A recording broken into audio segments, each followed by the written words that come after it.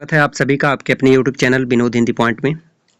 सबसे पहले आप सभी का सहृदय आभार। आप लोग इस चैनल को इतना प्यार देते हैं, इतना सपोर्ट करते हैं।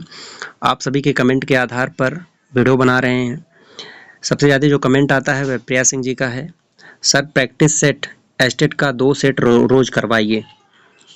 उसके बाद लिखती हैं सर फर्स्ट पेपर का सिलेबस को देख के ढेर सारे प्रैक्टिस सेट करवा दीजिए। सबसे ज़्यादा जो कमेंट हैं वह इन्हीं का है और जो कमेंट लिखती हैं वह प्रैक्टिस पेपर से ही संबंधित होता है। जो व्याकरण के टॉपिक आएंगे सबके प्रैक्टिस सेट करवा दीजिए। सर ज़्यादा से ज़्यादा प्रश्न करवाइए, एग्ज़ाम नज़दीक है। जी हाँ, एग्ज़ाम नज़दीक है और 24 मई से एग्ज़ाम जो है शुरू हो रहा है। 24, 25, 26 3 दिन तक हिंदी की परीक्षा चलेगी और प्रैक्टिस सेट करवा दीजिए प्लीज़। Thanks sir. जो लोग वीडियो देखकर चल देते हो ना, याद रखना जीवन में सफलता नहीं मिलेगी। कम से कम लाइक कर दो भाई, किसी की मेहनत का फल तो देते जाओ। सबसे पहले आपका हृदय से आभार। वीडियो को ज़्यादा से ज़्यादा आप लोग शेयर करें। चैनल पर नए हैं तो चैनल को सब्सक्राइब करें। आज की वीडियो में कुल 50 प्रश्नों को लेकर के आए हैं और आप कमेंट करके बताना इन 50 प्रश्नों में से आपके कितने प्रश्न सही हुए। अगली हमारी जो वीडियो होगी वह भी 50 प्रश्नों पर आधारित होगी। तो चलिए शुरू करते हैं आज की ये प्रश्नोत्तरी। पहला प्रश्न, सुमेलित कीजिए।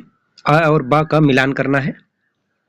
अल्प विराम, विस्मयादिबोधक चिन्ह, अर्ध विराम और निर्देश चिन्ह। सभी प्रश्नों के उत्तर आप ध्यान से दीजिएगा। अल्प विराम, इसमें हो जाएगा अ, ये अल्प विराम का चिन्ह है। विस्मयादिबोधक, तो विस्मयादिबोधक का हो जाएगा ये ए। अर्ध विराम, तो अर्ध विराम का हो जाएगा आ, ये अर्ध विराम का चिन्ह है। निर्देश चिन्ह, तो जो योजक चिन्ह होता है ये इस तरह से।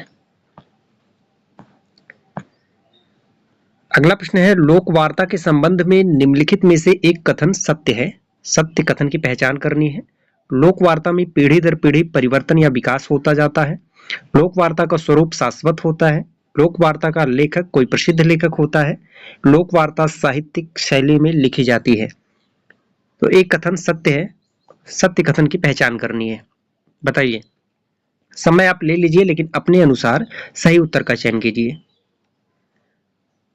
जो सत्य कथन है ए विकल्प सही होगा। लोक वार्ता में पीढ़ी दर पीढ़ी परिवर्तन या विकास होता जाता है। अगला प्रश्न है, उत्पत्तिवाद किस आचार्य का सिद्धांत है? भट्टनायक, भट्ट लोलट, अभिनवगुप्त, शंकुक। उत्पत्तिवाद, जिसे आरोपवाद के नाम से भी जाना जाता है। उत्पत्तिवाद का दूसरा नाम है आरोपवाद और इसके प्रवर्तक आचार्य हैं भट्ट लोलट। भट्टनायक का जो है भुक्तिवाद है। अभिनवगुप्त का अभिव्यक्तिवाद है और शंकुक का जो है अनुमतिवाद है। अगला प्रश्न है, जब सिंह तलवार लेकर उतरा तो गीदड़ भाग गए। इस वाक्य में कौन सी शब्द शक्ति है? अविधा, लक्षणा, व्यंजना, कोई नहीं। पाठ्यक्रम में शब्द शक्ति भी लगा हुआ है। जब सिंह तलवार लेकर उतरा तो गीदड़ भाग गए, इसमें हो जाएगा लक्षणा शब्द शक्ति। क्यों? यहां सिंह का अर्थ जो है शेर से नहीं है, जानवर से नहीं है, वीरता से है। तलवार लेकर उतरा तो गीदड़ यहाँ कायर से है। यहाँ सिंह का लक्षण वीर से तथा गीदड़ का लक्षण कायर से हो रहा है, इसलिए यहाँ लक्षणा शब्द शक्ति होगा। चिर जीवो जोरी जुरे क्यों न स्नेह गंभीर, को घटिए वृषभानुजा वे हलधर के वीर। उपयुक्त दोहे में कौन सी शब्द शक्ति है? अविधा, लक्षणा, व्यंजना, उपयुक्त सभी। प्रत्येक प्रश्न को आप अच्छे से पढ़िएगा। जल्दबाजी में उत्तर देने की कोशिश मत कीजिएगा। तो इसमें व्यंजना शब्द शक्ति है। व्यंजना शब्द शक्ति से किसी शब्द के मुख्यार्थ में छिपे अकथित अर्थ का बोध होता है। लक्षणा को कहा जाता है शब्द शक्ति रस, छंद, अलंकार। तो अभी हम लोगों ने शब्द शक्ति पढ़ी है, तो लक्षणा को क्या कहा जाता है? शब्द शक्ति। लक्षणा, व्यंजना और अविधा, ये 3 शब्द शक्ति हैं। अगला प्रश्न है, लक्षणा शब्द शक्ति से संबंधित कौन सा कथन सही नहीं है? किसी शब्द का मुख्य अर्थ बाधित होने पर उसका अन्य अर्थ ग्रहण किया जाता है। इस अन्य अर्थ का मुख्य अर्थ से कोई संबंध नहीं होता। यह अन्य अर्थ किसी रूढ़ के आधार पर ग्रहण किया जाता है। किसी प्रयोजन के आधार पर भी अन्य अर्थ ग्रहण किया जा सकता है।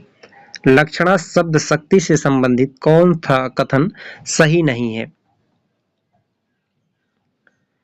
बी उत्तर इसका सही होगा।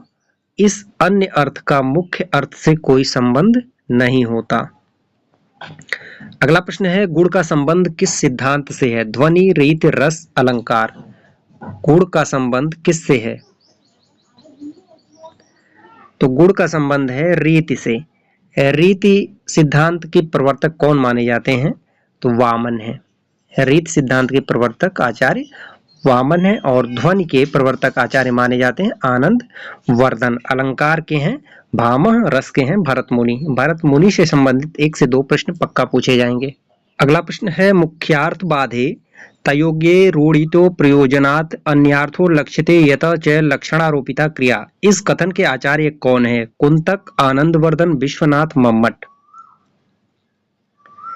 कथन से संबंधित प्रश्न पूछे जाएंगे। प्रथम पेपर में संभावना कम है, लेकिन सेकंड पेपर में प्रश्न पूछे जाएंगे। तो ये जो कथन है आचार्य मम्मट का है। राम कथा सुंदर करतारी, संशय विहग उड़ावन हारी। इस पंक्ति में कौन सा छंद है? दोहा, सोरठा, चौपाई, रोला।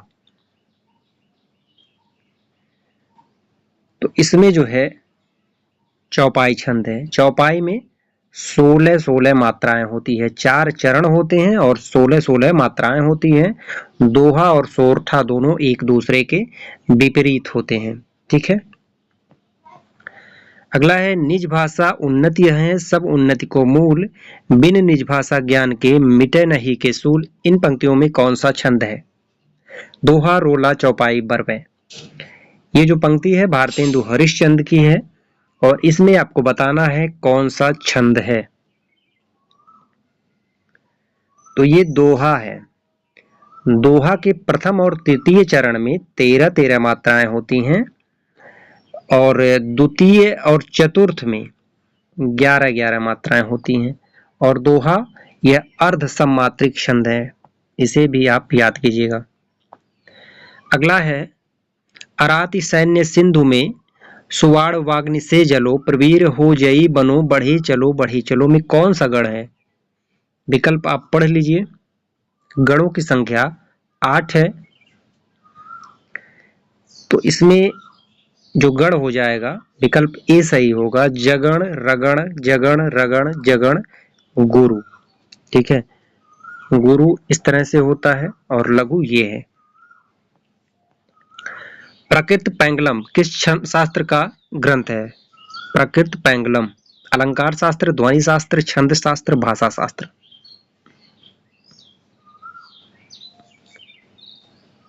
प्रकृत पैंगलम यह छंद शास्त्र का ग्रंथ है और इसके जो रचनाकार हैं वह लक्ष्मीधर हैं। लक्ष्मीधर कई बार परीक्षा में प्रश्न पूछा भी गया है। रचनाकार तो लक्ष्मीधर हैं, लेकिन टीकाकार कौन है? टीकाकार हैं बंसीधर। ठीक है, टीकाकार बंसीधर हैं और रचनाकार हैं प्रकृति पैंगलम के लक्ष्मीधर। मात्राओं वाले छंद को क्या कहते हैं? सोरठा, हरिगीतिका, रोला, दोहा। मात्राओं वाले छंद को क्या कहते हैं? तो सोरठा कहते हैं। सोरठा में 11-13 के क्रम से 24 मात्राएं होती हैं। अगला प्रश्न है, निम्नलिखित में कौन सा कथन गलत है? छंद के संदर्भ में कौन सा कथन गलत है? कुंडलिया छंद सोरठा और रोला के मेल से बनता है। दोहा छंद में विषम चरण में 13 और सम चरण में 11 मात्राएं होती हैं। द्रुत विलंबित छंद में प्रत्येक चरण 12 वर्ण तथा न भ र का कर्म होता है। गीतिका छंद के प्रत्येक चरण में 26 मात्राएं होती हैं। तो कौन सा कथन गलत है ये आपको बताना है। प्रत्येक विकल्प को आप अच्छे से पढ़िएगा।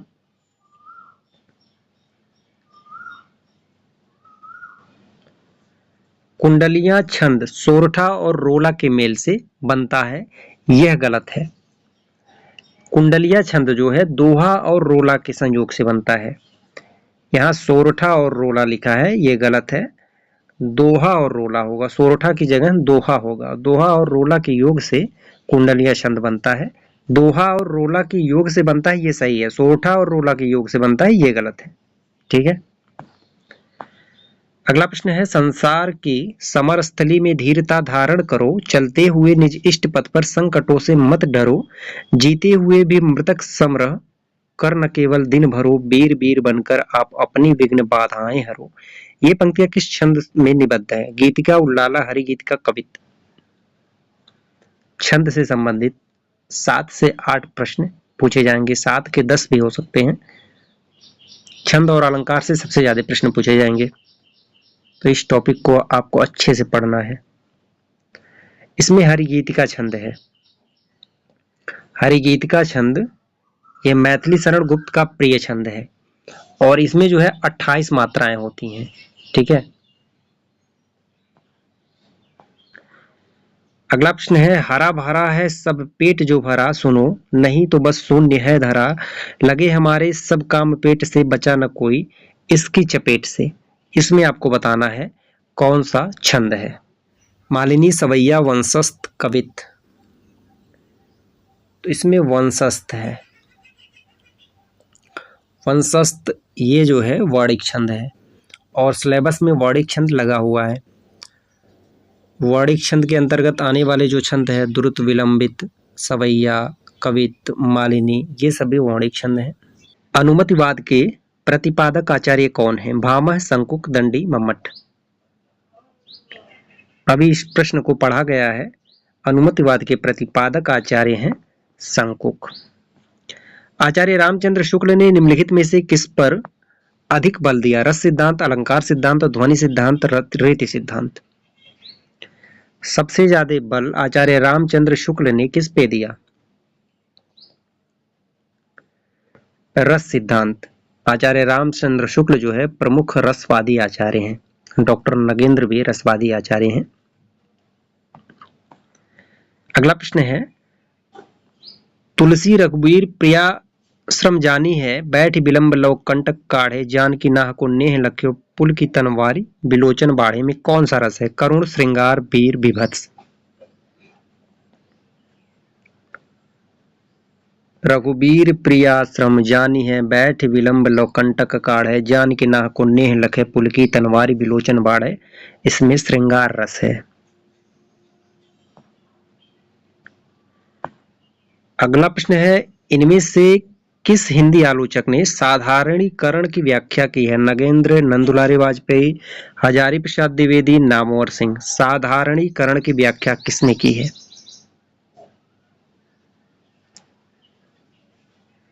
डॉक्टर नगेंद्र ने। साधारणीकरण के प्रणेता माने जाते हैं भट्टनायक और हिंदी आलोचक डॉक्टर नगेंद्र ने साधारणीकरण की व्याख्या की है। अगला प्रश्न है, जो विषय, वस्तु या परिस्थिति अस्थायी भावों को उद्दीप्त करें अर्थात तेजी प्रदान करे, उसे क्या कहते हैं? अस्थायी भाव, अनुभाव, उद्दीपन विभाव, आलंबन विभाव। वस्तु या परिस्थिति अस्थायी भावों को उद्दीप्त करे अर्थात तेजी प्रदान करे तो उसे क्या कहते हैं? उसे उद्दीपन कहते हैं। अनुभाव के दो भेद हैं, एक उद्दीपन और दूसरा आलंबन। जन्म मरण से भय वैराग्य तत्वों और शास्त्रादि के चिंतन होने वाले रस का नाम है अद्भुत रस, शांत रस, करुण रस, विभत्स रस। जन्म मरण से भय वैराग्य तत्वों और शास्त्रादि के चिंतन होने वाले रस का क्या नाम है?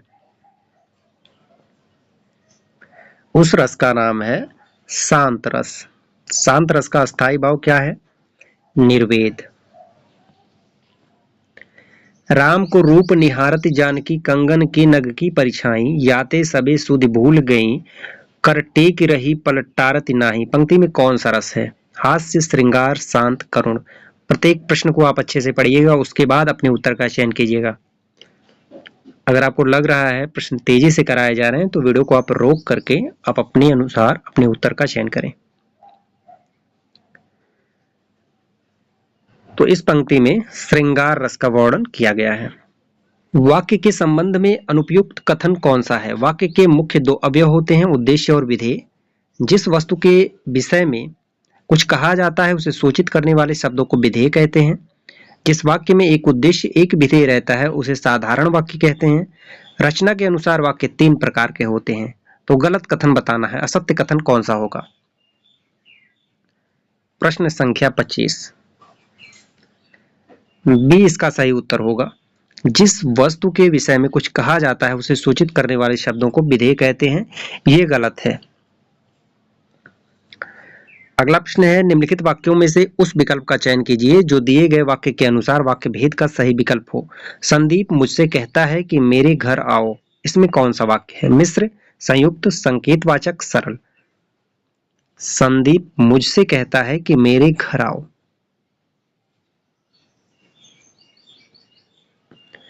इसमें मिश्र वाक्य है। संदीप मुझसे कहता है कि मेरे घर आओ, मिश्र वाक्य है। निम्नलिखित वाक्यों में विधेय का सही विकल्प पहचानिए। युवराज ने 1 ओवर में 6 छक्के लगाए।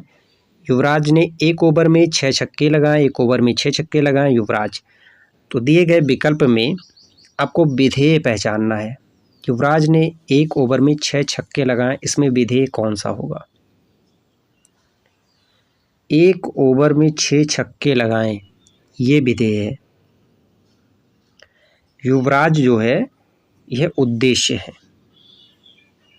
युवराज उद्देश्य है, 1 ओवर में 6 छक्के लगाएं, यह विधेय है। नीचे दिए गए वाक्य के सही वाक्य भेद को पहचानिए। जब तक परीक्षा का दिन नहीं आया था तब तक उसने एक अक्षर नहीं पढ़ा था। बिल्कुल सत्य बात है, परीक्षा नज़दीक आ जाती है तो पढ़ाई तेज हो जाती है। तो यह कौन सा वाक्य है ये आपको बताना है। सरल वाक्य, आज्ञावाचक वाक्य, मिश्र वाक्य, संयुक्त वाक्य। जब तक परीक्षा का दिन नहीं आया था तब तक उसने एक अक्षर नहीं पढ़ा था, ये मिश्र वाक्य है। शुद्ध वाक्य का चयन करना है। शुद्ध अशुद्धि को आप अच्छे से पढ़िएगा। बाढ़ के प्रकोप से लोग तबाह हो गए। बाढ़ के प्रकोप से अनेक लोग तबाह हो गए। अनेक लोग तबाह हो गए बाढ़ के प्रकोप से। बाढ़ अनेकों लोगों को तबाह करती है। एक बार फिर से अच्छे से आप पढ़िए। इन चारों विकल्पों में से शुद्ध वाक्य कौन सा होगा।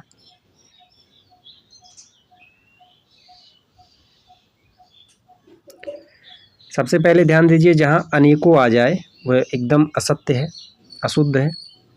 बाढ़ के प्रकोप से अनेक लोग तबाह हो गए, बी विकल्प इसका सही होगा। निम्नलिखित में से कौन सा वाक्य शुद्ध है। राम ने पेट भर मिठाई खाई। राम ने पेट भर के मिठाई खाई। राम ने भर पेट मिठाई खाई। इसमें से सभी शुद्ध हैं। बताइए। प्रश्न संख्या 30 भर पेट, राम ने भर पेट मिठाई खाई, सी विकल्प सही है। निम्नलिखित विकल्पों में से शुद्ध वाक्य चुनिए। मेरे को भूख है, कल घर आऊँगा, राजा जरूर मरेगी, वह बोले। शुद्ध वाक्य का चयन करना है।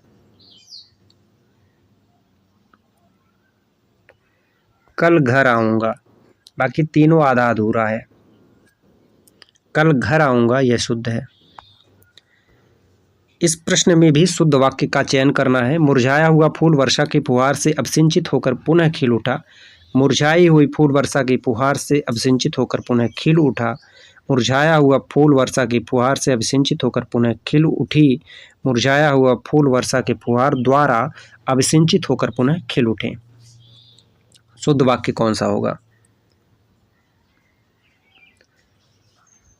मुरझाया हुआ फूल वर्षा की फुहार से अब सिंचित होकर पुनः खिल उठा। वह कुत्ता को घुमाने ले गया। वाक्य में अशुद्ध पद कौन सा है। ले गया कुत्ता को वह घुमाने। वह कुत्ता को घुमाने ले गया।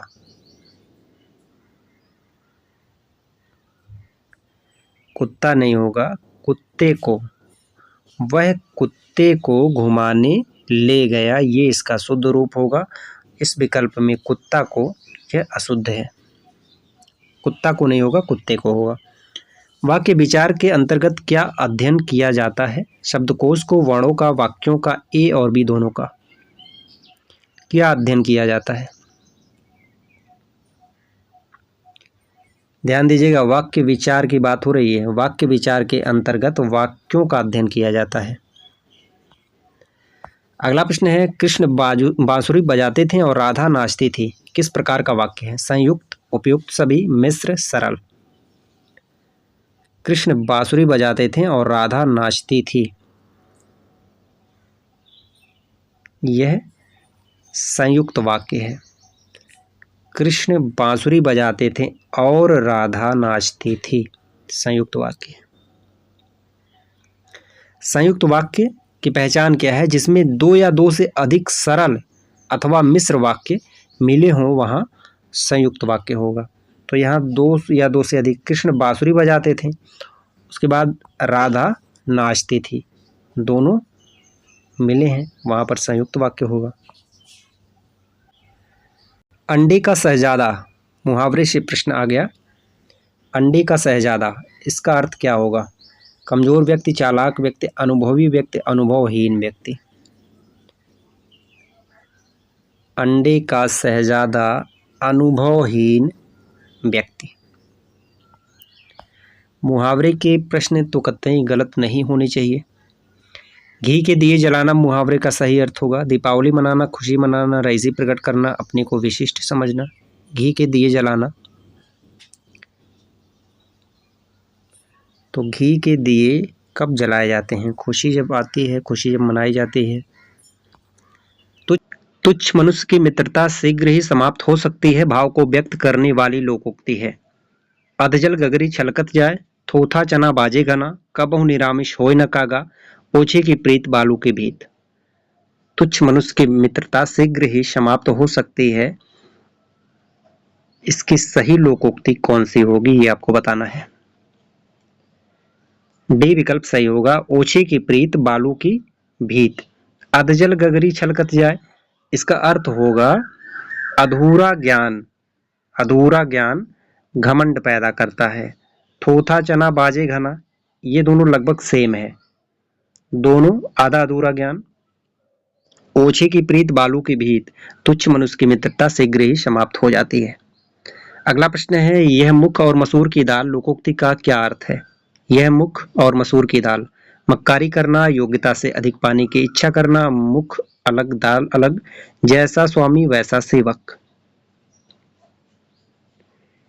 यह मुख और मसूर की दाल, योग्यता से अधिक पाने की इच्छा करना। आंख का अंधा गांठ का पूरा, इस लोकोक्ति का उपयुक्त अर्थ है एकदम मूर्ख जो अपना हित अहित न समझे, मूर्ख किंतु धनी, बिना विचारे धन खर्च करने वाला। आंख का अंधा गांठ का पूरा,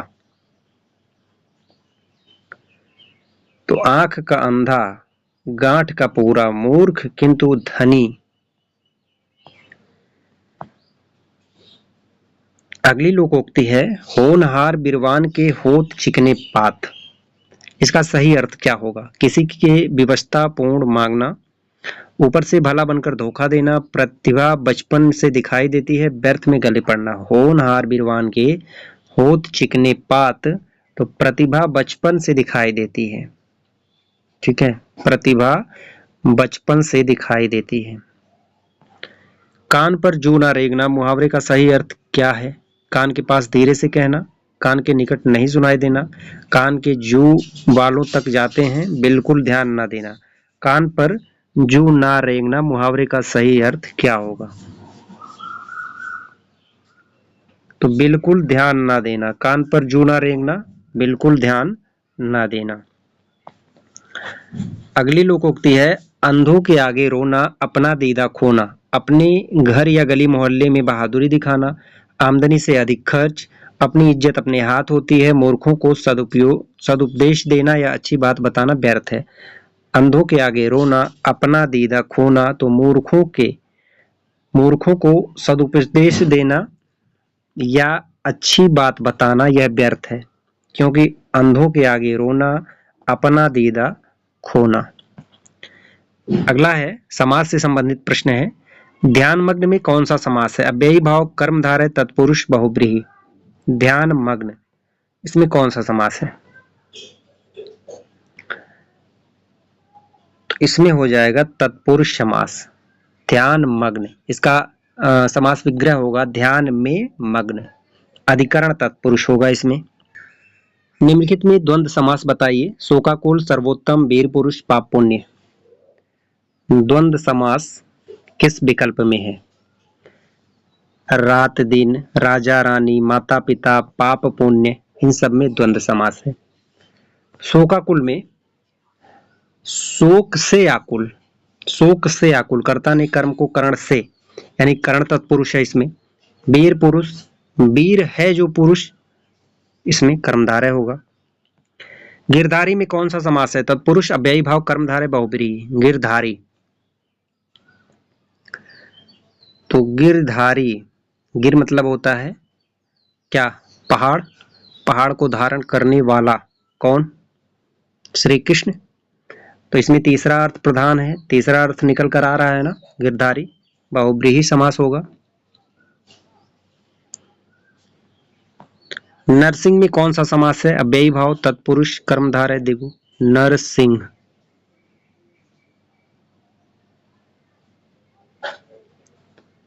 तो नरसिंह में जो है कर्मधारय समास होगा।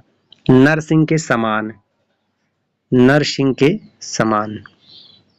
निम्नलिखित में कौन सा पद बहुब्रीहि समास का उदाहरण है? मुरारी, नीलगमन, आजन्म, त्रिभुवन। बहुब्रीहि समास का उदाहरण, बहुब्रीहि समास में कोई तीसरा पद प्रधान होता है तो मुरारी, मुरारी यह बहुब्रीहि समास का उदाहरण है। इसका समास विग्रह होगा मुरारी जो है यह श्री कृष्ण का पर्यायवाची शब्द है, श्री कृष्ण का पर्यायवाची शब्द है मुरारी। गोधूम चड़कम में समास है। इतरेतर द्वंद्व, दिगु, इकरोस द्वंद्व, समाहार द्वंद्व। गोधूम चड़कम, आज का हमारा ये अंतिम प्रश्न है। गोधूम चड़कम, तो इसमें समाहार द्वंद्व है, समाहार द्वंद्व है गोधूम चड़कम में। अब आप कमेंट करके बताएं इन 50 प्रश्नों में से आपके कितने प्रश्न सही हुए। बाकी के 50 प्रश्न अगले वीडियो में मिलते हैं, अगले वीडियो में उन 50 प्रश्नों के साथ। तब तक के लिए नमस्कार।